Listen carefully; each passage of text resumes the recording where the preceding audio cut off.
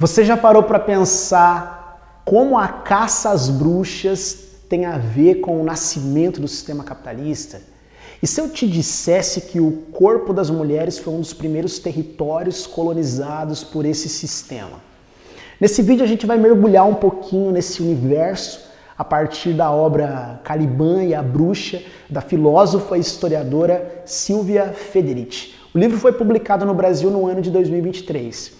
Um livro essencial para compreender como o capitalismo nasceu da violência contra as mulheres e como isso ecoa até nos dias atuais. A autora parte de uma pergunta muito poderosa. Ela vai dizer o seguinte: como o capitalismo se impôs historicamente? E ela responde com uma tese que desafia o senso comum. O capitalismo não surgiu apenas da acumulação de ouro e da expansão marítima. Ele nasceu da expropriação dos corpos, especialmente dos corpos das mulheres. A autora resgata uma história esquecida de como entre os séculos XV e XVII milhares de mulheres foram perseguidas, torturadas e mortas na Europa. Um fenômeno que não foi apenas um delírio religioso, mas parte de um projeto político e econômico.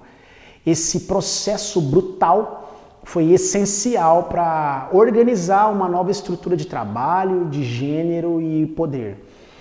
Logo no capítulo inicial, a autora ela faz uma discussão sobre a transição do feudalismo para o capitalismo.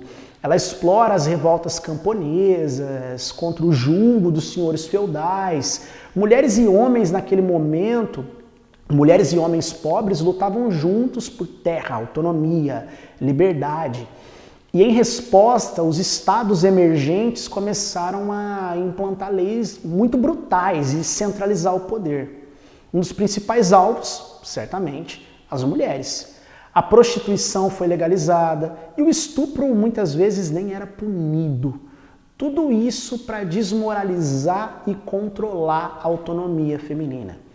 O corpo da mulher começa a ser despojado de direitos e transformado em um campo de dominação. Na sequência, no segundo capítulo, ela reformula, na verdade, alguns conceitos centrais do marxismo. A acumulação primitiva, por exemplo, é bastante discutida nesse segundo capítulo. Ela mostra que esse acúmulo de capital não veio só da colonização e da escravidão, mas também da apropriação do trabalho reprodutivo das mulheres. Nessa nova ordem, o trabalho doméstico deixou de ser valorizado como produção real. As mulheres foram expulsas das corporações de ofício, impedidas de estudar e forçadas à esfera privada. A maternidade virou um destino natural, enquanto o trabalho reprodutivo passou a ser gratuito e invisível, mas absolutamente essencial para a sociedade capitalista, e isso a gente não pode negar. No capítulo 3, a gente faz uma discussão muito interessante de como o avanço do capitalismo fez com que o corpo passasse a ser visto como máquina. A medicina, a filosofia mecanicista separam mente e corpo. E o corpo feminino, basicamente, foi reduzido à ferramenta de reprodução. A magia, os saberes populares, os conhecimentos das parteiras foram deslegitimados. Isso fez parte de um projeto muito maior. Transformar o corpo em um instrumento útil, previsível e produtivo. A violência simbólica e física servia para domesticar desejos, práticas e autonomia. O Caliban, título do livro, aliás, título do capítulo, é uma metáfora para se referir ao corpo rebelde que precisava ser subjugado. Logo no capítulo 4, a grande caça às bruxas, ela explora a relação da caça às bruxas que matou milhares de mulheres entre os séculos XV e XVII e tenta demonstrar que essa caça às bruxas não foi uma histeria religiosa isolada, mas foi uma estratégia racional de dominação. As vítimas não eram feiticeiras, mas mulheres pobres, viúvas, curandeiras, parteiras, mulheres solteiras, ou seja, aquelas que escapavam dos padrões do patriarcado.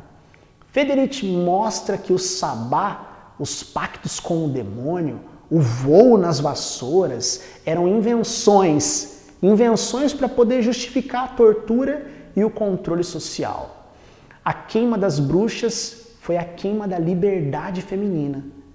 E no último capítulo, Federich, ela vai ampliar o olhar. A caça às bruxas atravessou o Oceano Atlântico.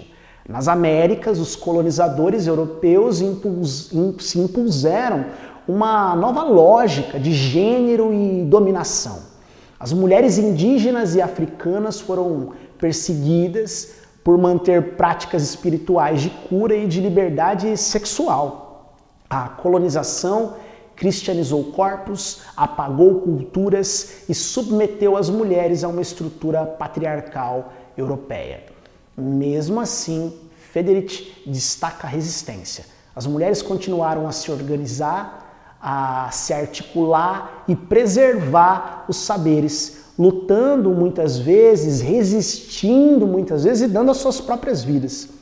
O Caliban e a Bruxa não é um livro sobre o passado, definitivamente. É um mapa para a gente entender o presente. Federich nos mostra que a opressão de gênero não é um acidente. Ela foi parte do alicerce do capitalismo. E se o corpo da mulher foi um dos primeiros territórios colonizados, ele também pode ser espaço de revolta, imaginação e de transformação. Espero que vocês, assim, do fundo do meu coração, tenham compreendido a discussão apresentada pela autora. É uma discussão muito pertinente para o nosso contexto contemporâneo. E, como sempre, estou à disposição caso vocês queiram tirar as suas dúvidas. Até a próxima!